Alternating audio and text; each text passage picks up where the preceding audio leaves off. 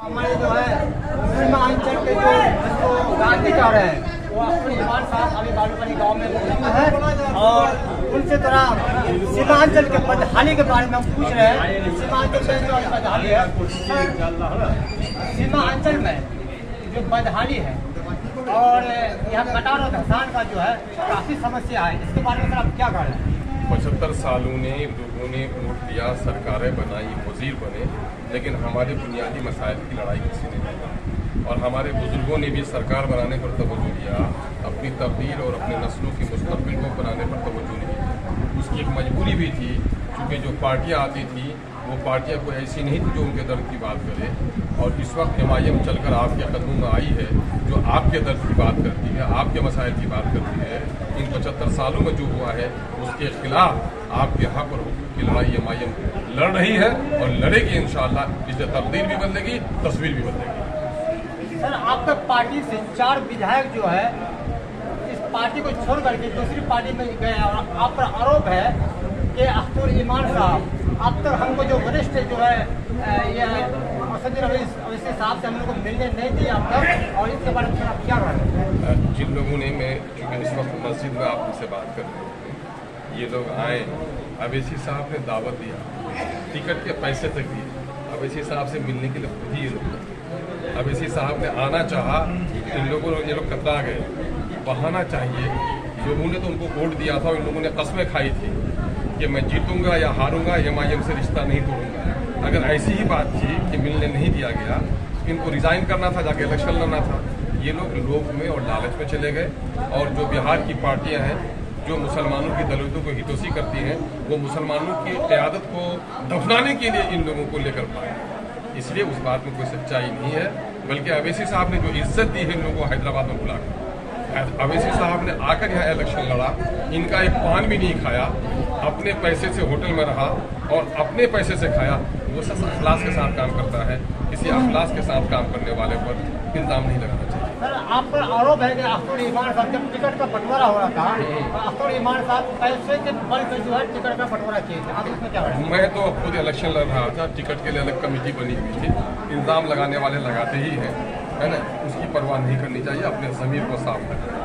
हम लोगों ने पिछले बार 2015 में जब टिकट दिया था, भाग रहे थे लोग, और जो ये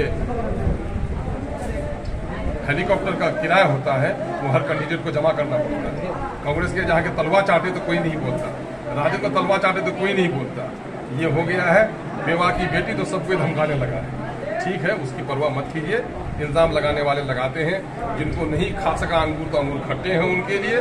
जो लोग भाग गए हैं, कल तक अवैसी साहब के जानों पर हाथ रख के कहा कि उम्र भर मेरी नस्लें आपके एहसान को नहीं भुलाएंगी, आज लोग अवैसी साहब को बदनाम कर रहे हैं, उसकी परवाह।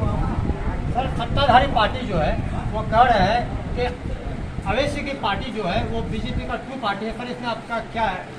आप देख पाइए सत्ताधारी में कौन कौन लोग हैं।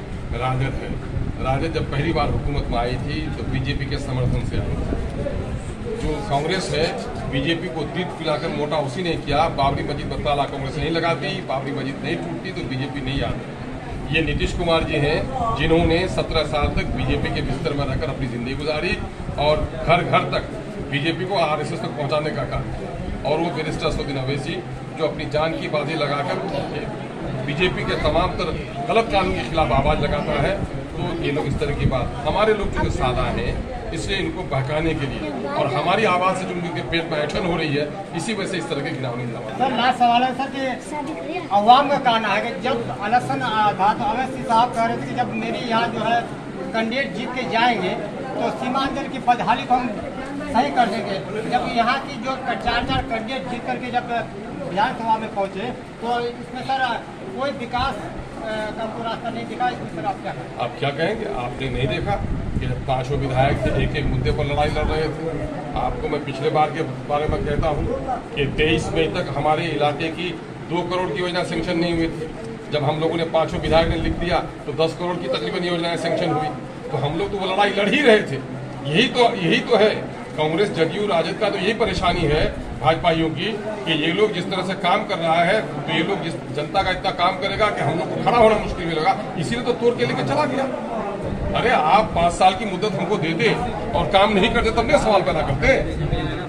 सर आप जीतने के बाद जो है ठीक है, आपको जो है यहाँ जो है काम चल रहा है। तो सर यहाँ का पहला विकास क्या रहेगा आपका? नहीं, पहला विकास देखिए, हम लोग एक ही बात कहते हैं कि अल्लाह ने अगर हमें मौका दिया, आपने हमारी मदद की, तो हमारा ये है कि मैं अपना फर्ज निभाऊंगा। और फरीजे में आपकी नदी का मसला भी है, आपके पुल का मसला भी है, आपके SSB का मसला भी है। आप कहेंगे अगर कोई एक काम किसी नेता को तो बड़ी आसानी से कबूल कर लेगा, लेकिन फर्ज की अदायगी के बारे में हर किसी को वादा करना आता नहीं है। सर बहुत बहुत शुक्रिया आपका जो है। अभी हम अख्तरुल ईमान को सुन रहे थे और बालूबाड़ी गांव में जो है पूरे समाज के भलाई के लिए, समाज की जो है यहाँ की जो बदहाली है, यहाँ की जो सीमांचल की बदहाली है, इस बदहाली को जो है सही करने के लिए अख्तरुल ईमान आज बालूबाड़ी गाँव पहुँचे हैं और